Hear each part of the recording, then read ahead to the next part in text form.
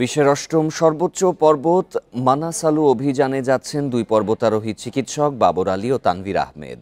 সকালে রাজধানীর হাজারীবাগের Institute of Leather Engineering and টেকনোলজির মিলনায়তনে এক সংবাদ সম্মেলনে অভিযানের বিস্তারিত জানানো হয়।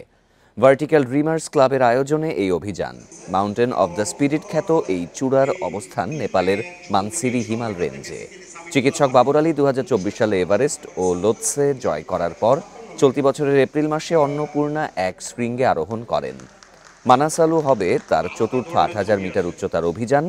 আমা দাবলাম জয় করা তানভীর আহমেদের জন্য এটি প্রথম ৮,০০০ মিটার উচ্চতার শৃঙ্গ। আগামী ৫ই সেপ্টেম্বর দুই পর্বতারোহী ঢাকা ছাড়বেন।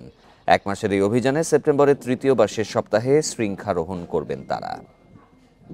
ইচ্ছা আছে আগামী ৩ থেকে ৪ বছর বা হয়তো ৫ বছর সময় একটা টাইম ফ্রেমের মধ্যে, সেটা অনেকাংশে অনেকগুলো ফ্যাক্টরের উপর ডিপেন্ড করছে।